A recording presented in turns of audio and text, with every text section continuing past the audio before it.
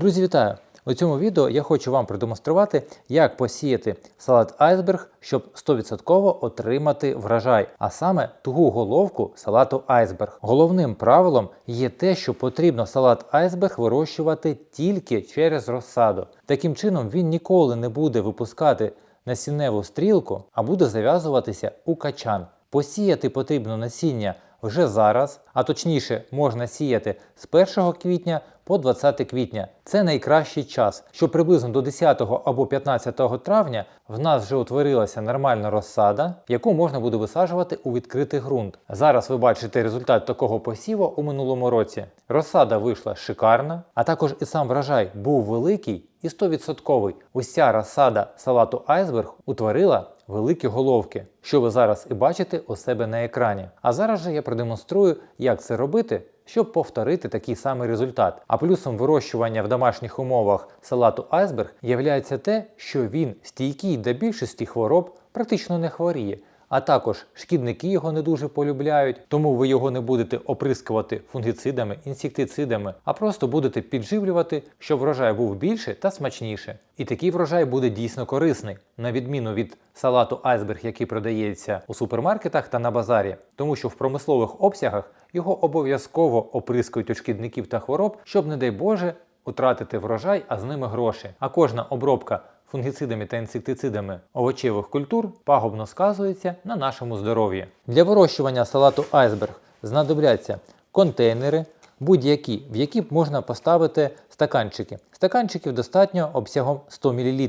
Для кореневої системи тут вистачить місця до тих пір, коли ми будемо висаджувати їх у відкритий ґрунт. А контейнер потрібен для того, щоб зайва волога тут збиралася. Так само і отвори потрібні, щоб волога швидко виходила і коренева система не загнивалася. Наповнюємо стаканчики не повністю. Залишаємо приблизно до 1 см пустого простору. Ущільнюємо і переходимо до висіювання насіння.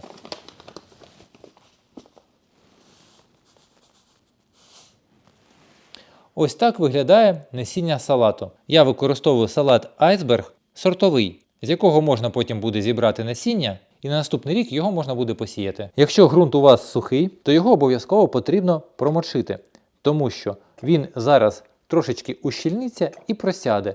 А також, якщо ми будемо його поливати потім, то тоді насіння може уйти в глибину, буде довше проростати. А якщо дуже глибоко його затягне, то може деяке насіння і не прорости. Але тепер потрібно дати хоча б декілька хвилин, щоб повністю вода увібралася. Також моя вам порада. Насіння дуже мілке, його багато, але воно має не 100% схожість. Тому краще за все сіяти у стаканчик не одну насінину, а декілька, 2 або 3. І розкидайте, як це роблю я. Насінини трошечки подалі одна від одної, тому що із цих 3 може прорости одна. І не обов'язково яка по центру, якась може і збоку прорости. Нічого страшного нема, ґрунту буде то вистачати. Якщо проростуть всі 3 насінини, то 2 ми видаляємо, а ту, яка проросла ближче к центру, ми залишаємо. Це потрібно для того, щоб пустих стаканчиків у вас не було. А також, якщо буде така ситуація, що у вас все одно у якомусь горшику, де ви посіяли і багато насінин, нічого не зійшло, а в іншому стаканчику зійшло 2 або 3 штуки, то можна цю розсаду буде розсадити. Це дуже легко, але потрібно дати, щоб вона трошечки підросла, хоча б на декілька сантиметрів. Тоді можна буде її за допомогою виделки витягнути із ґрунту і пересадити у сусідній стаканчик. Це дуже просто. А тепер присипаємо зверху ґрунтом, шаром приблизно до пів сантиметра, щоб прикрило насіння. Воно дуже легко проростає, коли ґрунт буде вологий. Також, якщо у вас немає стаканчиків, можна просто посіяти у контейнер. Контейнер повинен бути заввишки як мінімум 5-6 см. Відстань між насінням повинна бути хоча б 3-4 см, а між рядками хоча б 5 см.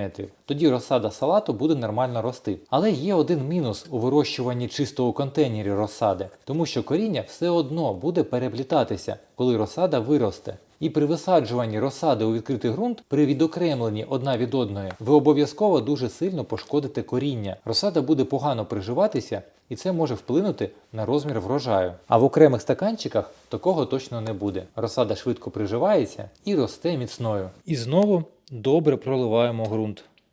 Головне, не сильною струєю вибиваєте ґрунт, щоб не вимити насіння на поверхню.